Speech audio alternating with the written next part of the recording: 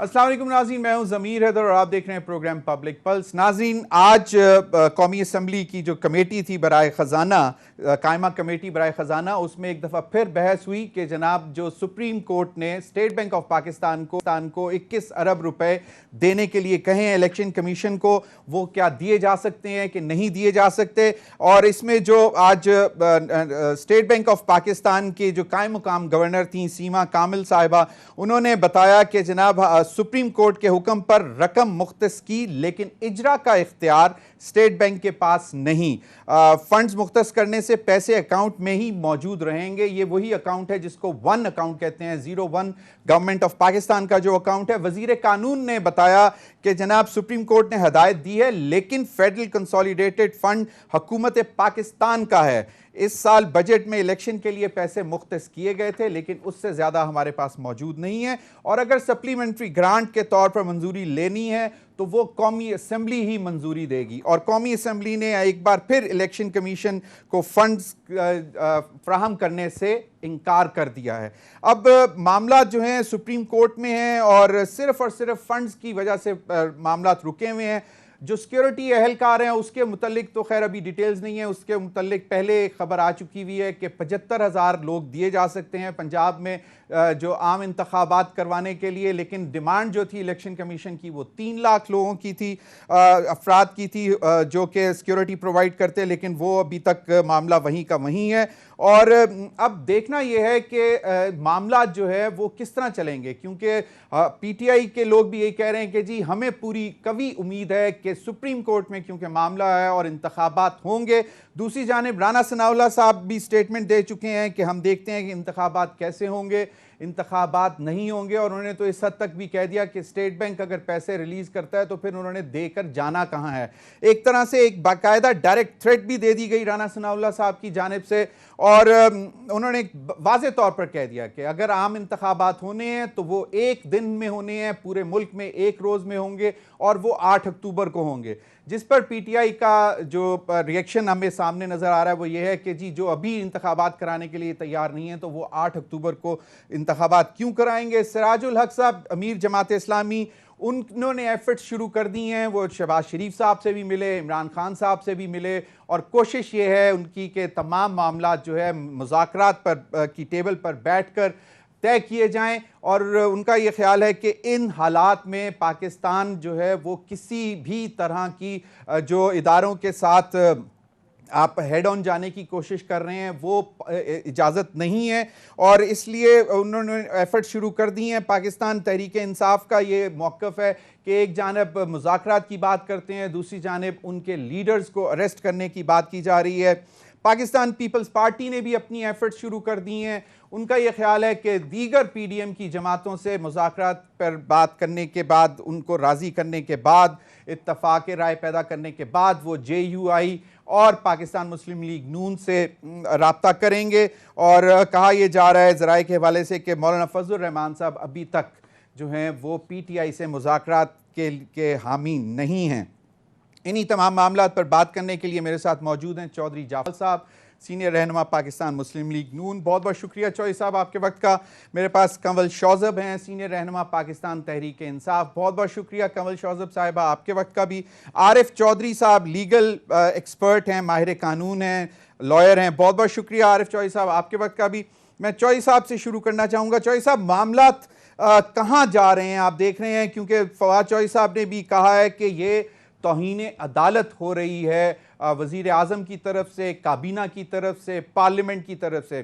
दूसरी जानिब हुकूमत का ये मौक़िफ़ है कि पार्लियामेंट की सुप्रीमेसी को अंडरमाइन करने की कोशिश की जा रही है और सुप्रीम कोर्ट बराह रास्त डायरेक्ट मुदाखलत करने की कोशिश कर रहा है पार्लियामेंट के अफेयर्स के अंदर। ज़मीर साहब बहुत शुक्रिया आपका। बात बहुत सीधी और सादा है, इसमें कोई ऐसी मुश्किल नहीं, कोई एरिस्टोटेलियन लॉजिक दरकार नहीं है, कोई मुश्किल मामला नहीं है जिसे समझा ना जा सके। बात सीधी यह है कि जिस तरीके से इसे घुसपैठ कहते हैं, जिस तरह ये तशरीफ लाए इक़्तिदार में और उसके बाद फिर इन्होंने पहले दिन से जो तय कर लिया, इनके ज़हन में बिल्कुल यही बात थी कि इक़्तिदार में आप आ गए हैं तो हमने जाना नहीं। और स्पेशली एक ऐसी कुव्वत जिससे हमेशा तवक्को की जाती है कि वो बैलेंसिंग फैक्टर होता है या न्यूट्रल होता है, इस लिहाज से देखता है कि जब भी कभी इस तरह के का स्टेलमेट पैदा होता है तो फाइनली वो अपना वजन डालते हैं और या तो इलेक्शन करवा देते हैं। अगर इलेक्शन होते तो नहीं देखे, लेकिन कम अज कम ये है कि फिर वो खुद आके बैठ जाते हैं और फिर कुछ अरसे के बाद या जितना भी वक्त लगता है वो मामलात उस वक्त तक तो कम अज कम वक्ती तौर पर तो सही हो जाते हैं। अब ये सूरत हाल है कि वो उनका वजन भी हमें नजर आ रहा है कि वो भी बिल्कुल इनकी तरफ है अभी तक। तो ऐसी सूरत हाल में उनका ये कहना, वरना आप देखें किसी पॉलिटिकल पार्टी के अंदर ये जरूरत नहीं हो सकती कि उनका वजीर दाखिला जो है वो इस हद तक आगे बढ़कर सुप्रीम कोर्ट को कहे कि जी लगा लो जोर, और फिर इस हद तक बयानात के जरिए सुप्रीम कोर्ट को इंटिमिडेट किया जाए, तजलील की जाए, जजेस का नाम ले लेके गुफ्तगू की जाए। ये सारी की सारी इसी वजह से हो रही है कि बुनियादी तौर पर वो इक़्तिदार से चिमटे रहना चाहते हैं, इलेक्शन नहीं करवाना चाहते। अब दूसरी बात जो बड़ी इंपॉर्टेंट है वो ये है कि सुप्रीम कोर्ट के अगर आपने उनकी सुप्रीमेसी की बात नहीं है, हर एक जो ट्राइकोटमी ऑफ पावर है उसमें सुप्रीम कोर्ट के पास ये इख्तियार है कि जब भी वो किसी आईनी मामले में कोई फैसला करेगी या इवन किसी भी मामले में फैसला करेगी तो वो आर्बिटर का रोल होगा और वो उसे फैसला अपना मनवाने के लिए आर्टिकल 190 का इस्तेमाल भी वो कर सकती है, जिसके तहत वो चीफ ऑफ आर्मी स्टाफ तक को तलब कर सकती है, पीएन से लेकर सबको। तो ऐसी सूरत हाल में अगर तो सुप्रीम कोर्ट की उस कुव्वत नाफजा को हमने खत्म करना है और यानी इस तरह की गवर्नमेंट के जरिए और उनके इस तरीके के जरिए खत्म करना है, तो मुझे यूं लगता है कि शायद ये तय कर दिया गया है। शायद क्या बड़ा क्लियर का बात है, मेरे नजदीक तो नवाज शरीफ साहब जो है वो इस कदर गुस्से में है, 3 दफा उन्हें इक़्तिदार मिला और उसके बाद वो समझते हैं कि उन्हें बेआबरू करके निकाला गया। उनके नजदीक अब कोई मैटर नहीं है, पाकिस्तान में जो होता है वो हो। और आपको याद होगा कि जिस हद तक उन्होंने खुल डुल के बातें पाकिस्तान के खिलाफ और पाकिस्तान के चौई दुश्मनों साहब, की महफिलों में बिल्कुल। की।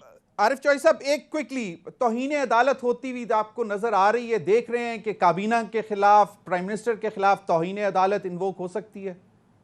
100%। इससे ज्यादा तौहीन अदालत का कोई क्लियर कट केस हो ही नहीं सकता कि सुप्रीम कोर्ट बराह रास्त एक हुक्म दे रही है और उस हुक्म को माना नहीं जा रहा। और ये इसमें तो मैं नहीं समझता कि कोई सोचने की सही, बात हो। क्लियर सही, बिल्कुल।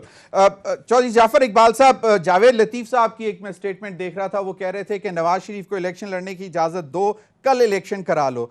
ये बड़ी दिलचस्प सी सूरत हाल है कि एक तरफ पार्लियामेंट जो है वो खड़ी हो गई है कि किसी भी तरह इलेक्शन नहीं करवाए जा सकते, इलेक्शन के लिए पैसे नहीं दिए जा सकते, और दूसरी जानिब एक सीनियर रुकन काबीना के मेंबर कहते हैं कि जनाब नवाज शरीफ को इलेक्शन लड़ने की इजाज़त दे दी जाए तो कर लेंगे। और दूसरा जो अमीर जमात इस्लामी सिराजुल हक साहब की एफर्ट्स हैं, आपको क्या लगता है कि ये कुछ रंग लाएंगी कोशिश? क्योंकि 90 की दहाई में हमने देखा कि जमात इस्लामी जब भी एक्टिव हुई है, अपारा यानी कि अपारा चौक से निकलती थी और वो महंगाई के खिलाफ या करप्शन के खिलाफ, और उसके बाद पता लग जाता था कि जो भी हुकूमत है वो 2 महीने 3 महीने की रहेगी। और 90 की दहाई में ये बाकायदा देखा, बेनज़ीर साहिबा के खिलाफ भी और आपकी मियां नवाज शरीफ साहब के खिलाफ भी।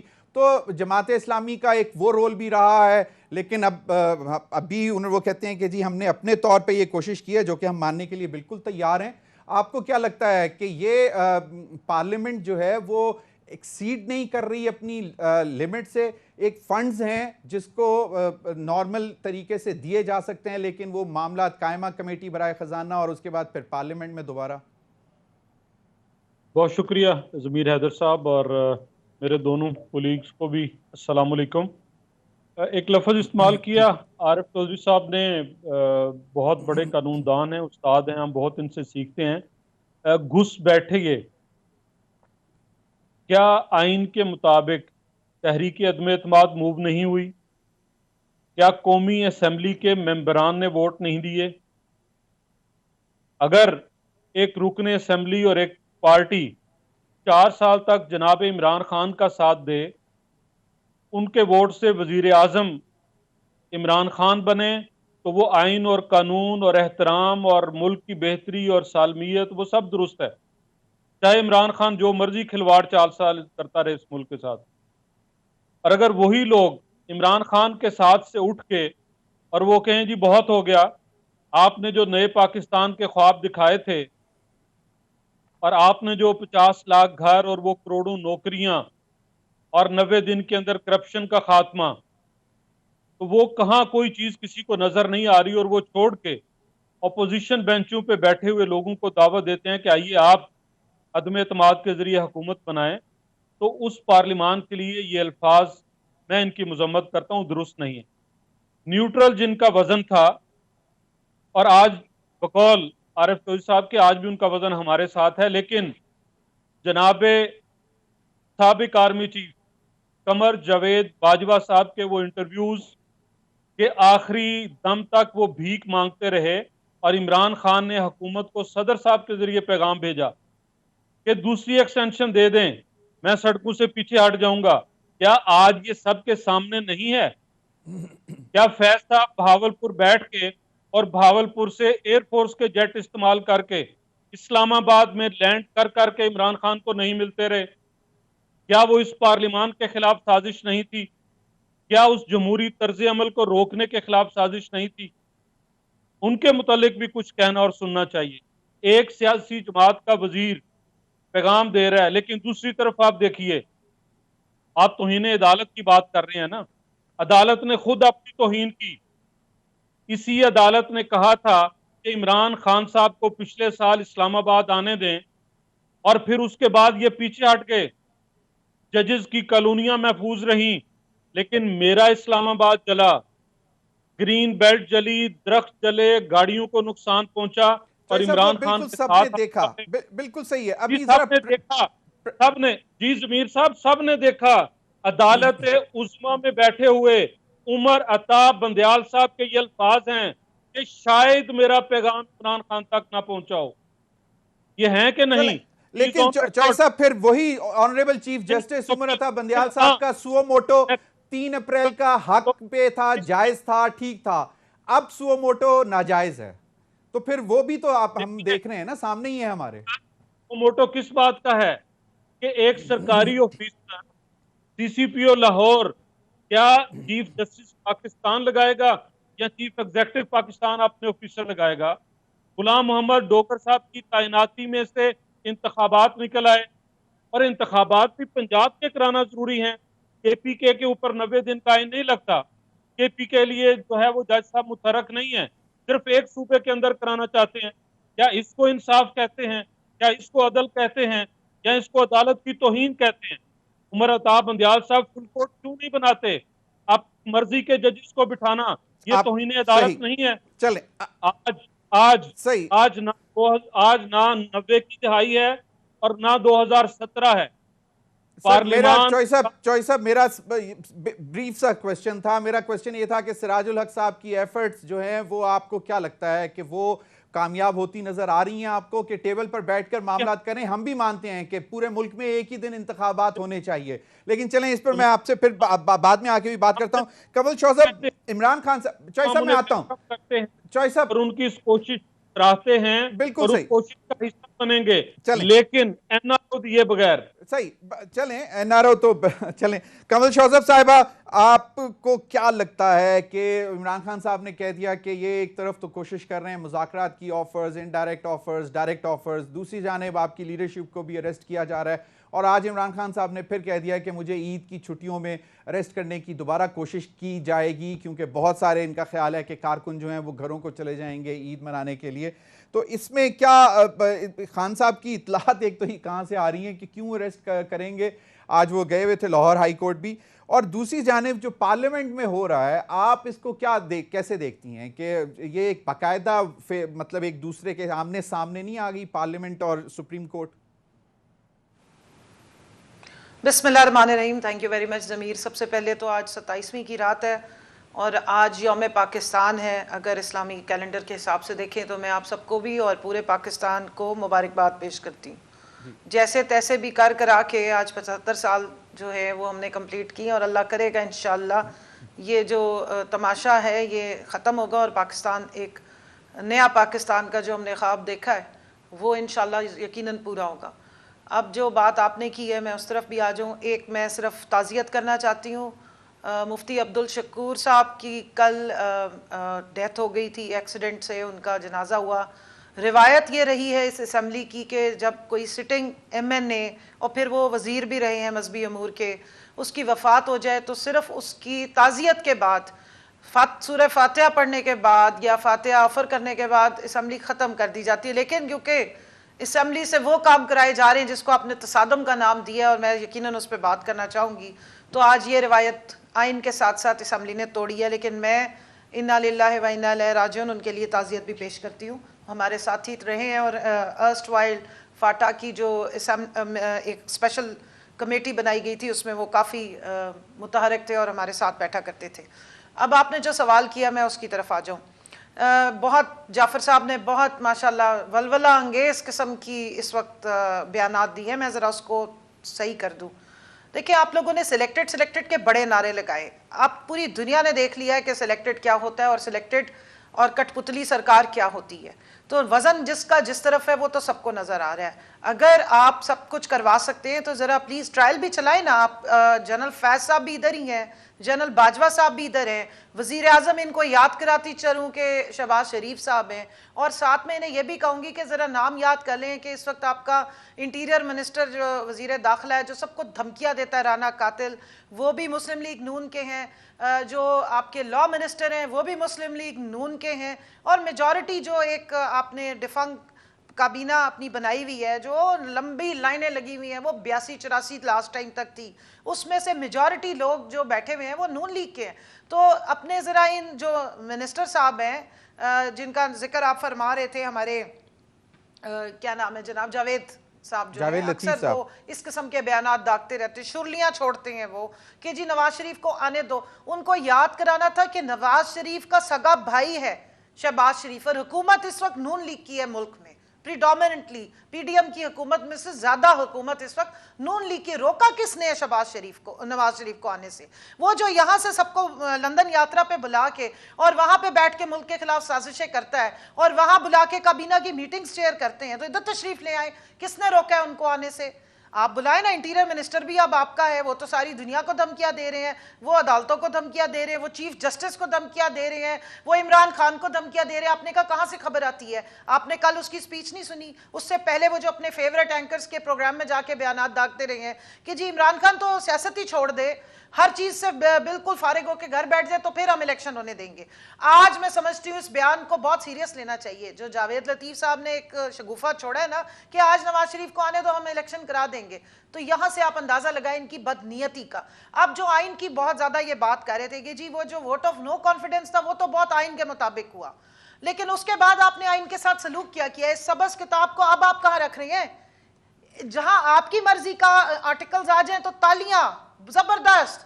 वो जो अदालत आलिया और अदालत उज़्मा रात को खुली 12 बजे, बहुत जबरदस्त हुआ।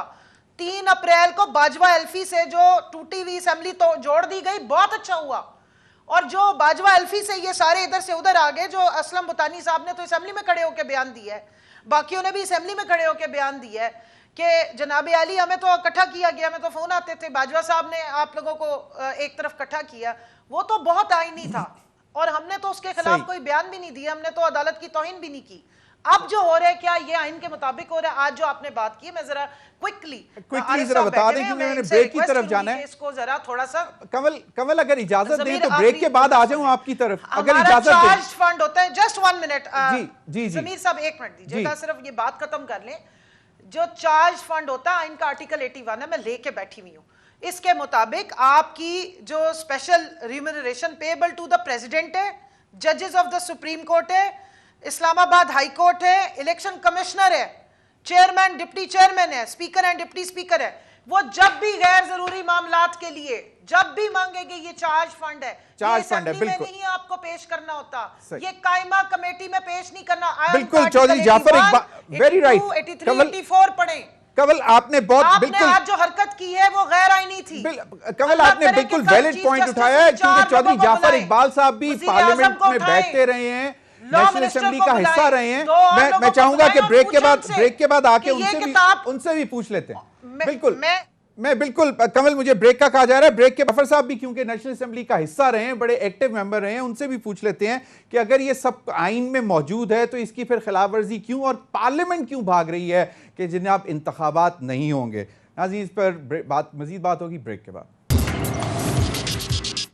वेलकम बैक नाज़रीन।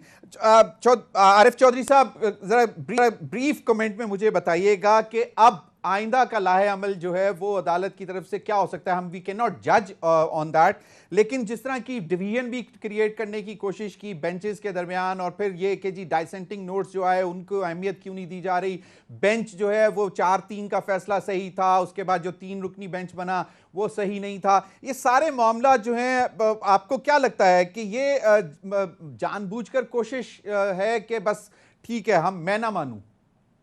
जमीर हैदर साहब, जब भी मामलात अदालत की तरफ से आते हैं, हुक्म आता है, और उसके बाद कोई शख्स भी या कोई इदारा या पार्टी जो है वो अगर अपने तौर पे ये कोशिश करे कि जनाब ये हुक्म जो है इस वजह से आया है और इसमें फलां ने ये कहा है और फलां इख्तलाफात हैं, और अपने तौर पर जो मर्जी तौजीहात करें, लेकिन ऑर्डर ऑफ कोर्ट वही होता है जो फैसला अनाउंस किया जाता है और जिसमें बैठ के जज साहबान ने सुना होता है, और सुनने के बाद वो चाहे हक में फैसला करें या उसके खिलाफ फैसला करें। तो उस लिहाज से ये फैसला जो है दुनिया की किसी भी अदालत का जो मेयार हो सकता है सुप्रीम कोर्ट के फैसलों का या हाई कोर्ट के फैसलों का, वो यही है। कसरत राय से एक फैसला आ गया और अब इसकी इम्प्लीमेंटेशन के रास्ते में जो भी रुकावट बनेगा, अल्टीमेटली वो चीफ एग्जीक्यूटिव होगा, और चीफ एग्जीक्यूटिव के साथ उसकी जो कैबिनेट है वो रिस्पॉन्सिबल हैं तौहीन अदालत के, और यही होगा कि उन्हें तलब किया जाएगा। इसके अलावा कोई चारा नहीं है। उन्होंने हर रास्ता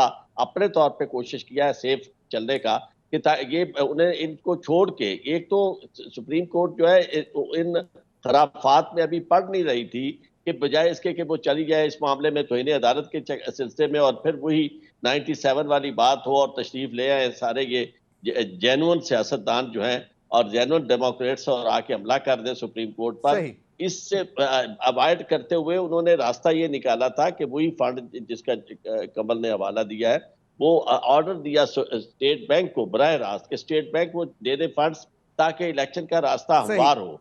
लेकिन वो चूंकि नहीं कर रहे हैं, तो इसलिए ये है रास्ते, ये है सुप्रीम कोर्ट के ऑर्डर को फ्लाउट करने वाली बात, रिफ्यूज करने वाली बात, ये तौहीन अदालत। सही। चौधरी जाफर इकबाल साहब, एक तो कंवल शौजब ने जो कहा कि चार्ज एक्सपेंडिचर है, उन्होंने आइन की एक शिक भी बताई कि उसके तहत कोई रीजन नहीं हो सकती किसी के पास भी कि वो फंड्स रोकें। एक चीज ये, दूसरी चीज ये कि आपको, मैं आज सुन रहा था मुख्तलिफ पीटीआई के लीडर्स, वो कहते हैं कि जब तक मामला अदालत में है वो बहुत कभी मतलब उनको इम्कान नजर आ रहा है कि इंतखाबात 14 मई को होंगे पंजाब में। तो वो इतनी ये पावर कहां से ले रहे हैं कि उनको लग रहा है कि नहीं बस सुप्रीम कोर्ट में मामला है तो वो करवा के छोड़ेंगे, और आप लोग किस एंड तक जाने की कोशिश करेंगे कि जी नहीं होंगे? हम ये नहीं कह रहे कि इंतखाबात नहीं होंगे, 14 मई को नहीं कभी होंगे। पार्लियामान ने कभी ये नहीं कहा कि इंतखाबात नहीं होंगे। देखिए, बहुत सारी चीजें हैं, उन सबको मिलाना पड़ेगा और मिला के फिर सारी बात करनी और सुननी पड़ेगी जी। अब अगर एक लाडला अगर मुंतखब हो के 2013 में असेंबली में आता है तो उसमें बैठने के लिए तैयार नहीं है। वो अपने मुल्क के हालात देखें, अपने वसाइल देखें, इसकी सियासत क्या कहती है। सियासत ये कहती है जो नवाज शरीफ ने 2013 में किया था, वो चल के गए बनी गाला कि खान साहब जितना मैंडेट आपको मिला है हम उसका एहतराम करते हैं, आप तशरीफ लाइए, असेंबली का हिस्सा बनिए। लेकिन इमरान खान साहब जहां मेरे कौमी इश्यूज थे, जहां जरूरत थी उसे नजर आना चाहिए था, ही वॉज एब्सेंट। फिर वजीर आजम बन के चले जैसे बने, बाबा रहमे तशरीफ लाए, जर्नैल जजों के घरों में जाके कहते रहे कि नवाज शरीफ और उसकी बेटी को नहीं निकलने देना। आपने कर लिया सब कुछ, हुकूमत मिल गई, अब हुकूमत चलाइए, तब चलाने के लिए तैयार नहीं है। बतौर वजीर आजम पॉलिटिकल कंसेंसस मुल्क के अंदर किसने डेवलप करना था? आप नवाज शरीफ के 5 साल देखिए, हर फर्द को वो साथ लेके चला, और जहां इमरान खान साहब हैं, मैं उससे नहीं मिलूंगा, मैं उससे नहीं मिलूंगा। हमने आज कोई इनकार नहीं किया। पार्लियामान को ये फैसला करना है, पार्लियामान नुमाइंदा है पूरे मुल्क का। पीटीआई के पास 2 फोरम हैं, एक वो जो इन्होंने सिराजुल हक साहब के जरिए इनिशिएट किया, हम उसे भी खुश आमदीद कहते हैं। दूसरा, इनके सेनेटर्स मौजूद हैं, आप हिस्सा बनिए मुश्तरका इजलास का, डिबेट कीजिए और कंसेंसस से एक फैसला कीजिए। जब मुल्क की अक्सरियत ये चाहती है कि इंतखाबात एक वक्त पर हों, और मैं भी एक पाकिस्तानी के तौर पे कता नजर के मेरी पोलिटिकल एफिलिएशन नून लीग से है, एक पाकिस्तानी के तौर पे मैं भी ये समझता हूँ कि अगर अलग अलग इंतखाबात होंगे तो ऐसा नहीं, एक वक्त में हो। हाँ, बैठ जाएं, कौमी असम्बली और बाकी असम्बलियों को कबल अज वक्त तहलील किया जा सकता है, इसमें तो ये चंबे वाली बात है। सही, उनके एक वक्त में इलेक्शन होंगे जिससे मुल्क में सियासी इस्तेहकाम आएगा।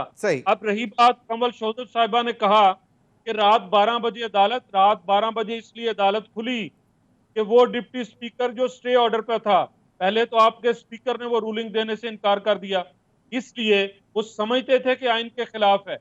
फिर आपने उस डिप्टी स्पीकर को जो मरहून मिन्नत था स्टे ऑर्डर का, और वो स्टे ऑर्डर पे 5 साल मेंबर कौमी असम्बली 4 साल रहे, लेकिन वो तो हो गया, लेकिन वो जायज था सुओ मोटो। फिर बाजवा साहब की एल्फी जो है, बाजवा साहब की एल्फी का भी बताता जाऊं। सही, कि बाजवा साहब की एल्फी ने परवेज लाई को जोड़ा इमरान खान से, खुद परवेज लाई ने कहा, तो वो एल्फी जो है वो इमरान खान के लिए काम आती रही कमल बीबी। चलें आपका पॉइंट आ गया, आपका पॉइंट आ गया। मैं कमल इतनी मतलब आप लोग क्यों कॉन्फिडेंस आपको नजर आ रहा है कि जब तक मामला अदालत में आपको लग रहा है कि इंतखाबात होंगे, 1-2 रोज में टिकट्स भी फाइनल कर रहे हैं, दे रहे हैं, जो हुकूमत के तेवर हैं या जो हुकूमत की तरफ से स्टेटमेंट्स आ रही हैं वो तो वाज़े तौर पर इनकार, मैं ना मानूं, आप लोग जो मर्जी कर लो। देखिए, मैं इधर से शुरू कर लेती हूँ। जो बाजवा साहब की एल्फी का जिक्र है, ये बाजवा साहब के ऊपर तबारा तो सबसे ज्यादा नवाज शरीफ और उनकी बेटी पड़ती है, और उनके बकौल जो 2017 में उनको वज़ीर आज़म से हटाया गया था, हुकूमत नहीं उनकी गिरी थी, हुकूमत में वज़ीर आज़म आ गए थे शाहिद खाकान अब्बासी साहब, और उन्होंने अपना टेन्योर पूरा किया था। 30 मई 2018 को आखिरी दिन था इनकी हुकूमत का, उसके बाद वो गए हैं। तो नवाज शरीफ साहब को कान से पकड़ के निकालने वाले बकौल इन सबके वो बाजवा साहब थे, तो अब उन पे क्यों नहीं ट्रायल चला रहे हैं? अब ठंडे होके क्यों बैठ? मरियम नवाज साहिबा ने भी डिमांड की है कि, भाई को बता दूं, मरियम नवाज साहिबा ने डिमांड की, लेकिन बाजवा साहब का नाम नहीं लिया। उन्होंने कहा कि जनरल डिमांड नहीं ना करें, कोर्ट मार्शल करें। डिमांड क्यों कर रहे हैं? माशाल्लाह बिस्मिल्लाह करें, जबरदस्त लॉयर हैं इनके, वजीरे जो कानून है, और भी बड़े लोग हैं हमारे पे, झूठे केसेस के लिए इतने कानूनदान आ जाते थे, अब क्यों नहीं आते? अब चलाएं ना, ट्रायल्स करें। मुशर्रफ साहब पे तो चलाया था, तो इन पे क्यों नहीं चला रहे? इतनी करम नवाजियां क्यों हो रही हैं इन पे? क्योंकि जिस तरीके से ये आए हैं ना, वो जो 5 तस्वीरें उन्होंने दिखानी शुरू की थी, उसके सारे किरदार बदल गए। उनमें उन्होंने जजेस को डाल दिया और बाजवा साहब को बाएहतराम एग्जिट दे दिया, क्योंकि उन्होंने अपनी किए कि इनको पूरा कर दिया ना, वापस लाने में उनका पूरा हाथ है। और जिन इंटरव्यूज की वो बात करें, वो तो मुकर जाते हैं अपने हर इंटरव्यू से। अब आपने जो बात की, देखें 2 चीजें हैं, पाकिस्तान या तो सल्तनत शरीफिया और जरदारिया डिक्लेयर कर दे कि इनकी मर्जी का आइन चलेगा, जहां ये कहेंगे, जो ये लिखेंगे, जो इनकी फरमाइश होगी, जैसे जावेद लतीफ साहब फरमा रहे हैं कि जी नवाज शरीफ आएगा, और बाय द वे वो वही बात दोहरा रहे हैं जो मरियम कहती रही है कि मेरा बाप आएगा तो इस मुल्क में हर काम होगा, वरना हम किसी चीज को नहीं मानते। या तो इस मुल्क का जो कॉन्स्टिट्यूशन है, ये मुल्क इसके मुताबिक चलेगा, या तो ये इस्लामी जमहूरिया पाकिस्तान है, तो अदालतों में आइन के मुताबिक फैसले होंगे, और आपकी मर्जी से नहीं होंगे। सही। जमीर साहब, मुझे 1 मिनट बात कंप्लीट करने दें। मेरे पास वक्त इवन मुज़ाकरात भी होंगे ना, तो इसके मुताबिक होंगे। ये नहीं हो सकता कि मेरी जो फरमाइश है या मेरे दिल की ख्वाहिश है कि एक टाइम पे जो है इलेक्शन हो। भाई अगर आपने एक टाइम पे इलेक्शन कराने तो फिर आईनी तरमीम कर लें, आईनी तरमीम कर लें, खत्म कर दें, यहाँ पे बैठ के मामला तय कर लें, इसमें लिख दें कि एक टाइम पे इलेक्शन हो सकते हैं, असेंबलियां नहीं टूट सकती, बिल्कुल और आप अगर असेंबली तोड़ेंगे तो हम इलेक्शन नहीं होने देंगे। या तो ये मुल्क इसके मुताबिक चलेगा, या फिर आप सल्तनत जरदारिया और शरीफिया डिक्लेयर करके, लेकिन उसमें एक कोशिश तो है कि मुज़ाकरात के जरिए सबको टेबल पर बिठाकर एक तारीख की तरफ जाया जा सके, इस पर भी बात करते हैं। नाज़रीन, वक्त तो एक ब्रेक, कमल ब्रेक की तरफ जाना है, मेरे पास वक्त बहुत कम बच जाएगा लास्ट सेगमेंट के लिए, ब्रेक की तरफ जाना है। ब्रेक इस पर मजीद बात करेंगे कि पाकिस्तान पीपल्स पार्टी की जो एफर्ट्स हैं वो बेसिकली अगर मुज़ाकरात कर रहे हैं तो किस किस चीज के लिए कर रहे हैं। ब्रेक के बाद वेलकम बैक। आरिफ चौधरी साहब, बहुत ही मुख्तसर वक्त है मेरे पास, मुझे बताएं कि अगर ये जो मुज़ाकरात की एफर्ट्स हैं, अगर ये मिलजुल कर बात तय कर सुप्रीम कोर्ट तक पहुंचा देते हैं, तो फिर क्या लचक आ सकती है कि चलें 2 महीने वो पीछे आ जाएं, 2 महीने ये आगे चले जाएं और सब मिलकर बैठकर फैसला कर लें कि एक रोज इंतखाबात हो जाएं? ये 14 मई को ना हो, चलें थोड़ा सा आगे चले जाएं? जो सुप्रीम कोर्ट के चीफ जस्टिस साहब ने आज खुद कही थी कि कुछ ये पीछे आ जाता है, कुछ आप आगे चले जाएं, और लेकिन मसला ये है कि कोई तजवीज़ ये देते अदालत में जाके, अगर नेक नियति थी या अभी मैं अगर हमें नहीं कहना चाहिए, चलो इस मामले में हमें कोशिश करनी चाहिए कि खुदा करे कि ये स्टेलमेट ख़त्म हो। ये तजवीज़ जो है बिल्कुल ऐसी है कि आसान है कि एक वक्त में इलेक्शन करवाने के लिए, अगर इन्हें अब 4 महीने तो रहते हैं टोटल, 4 महीने में से अगर 2 महीने ये सर कहे कि जी कोई बात नहीं है, दरगुजर कर जाए 2 महीनों की, तो पाकिस्तान की भी सूरत हाल बेहतर हो सकती है, और आइन जो है उसके साथ भी ये तमाशा नहीं होगा और मुल्क के साथ भी नहीं होगा। लेकिन पॉसिबिलिटी है इस पर सुप्रीम कोर्ट मतलब ग्रेस दिखाए। सुप्रीम कोर्ट को देखे, मैं आपको अर्ज करूं ना, सुप्रीम कोर्ट के सामने जब दोनों पार्टीज एग्री करके तो फिर उनको कोई एतराज नहीं होगा।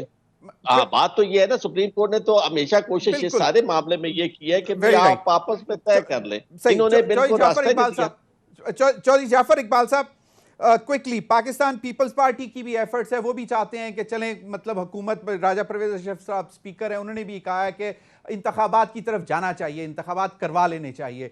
पीपल्स पार्टी की, जरदारी साहब की एफर्ट्स तो एक तो ये भी हैं कि इंतखाबात हो जाएं, दूसरी एफर्ट ये है कि खुदा ना खास्ता अगर वो मतलब प्राइम मिनिस्टर शहबाज शरीफ साहब नाअहल हो जाते हैं, उनके खिलाफ जो है वो अगर तौहीन अदालत लग जाती है, तो फिर वो बिलावल भुट्टो जरदारी के लिए जो है वो कैंपेन कर रहे हैं, मुख्तलिफ पार्टीज के लीडर से मिल रहे हैं कि बिलावल भुट्टो को प्राइम मिनिस्टर बना दिया जाए। चौधरी साहब क्विकली ब्रीफ।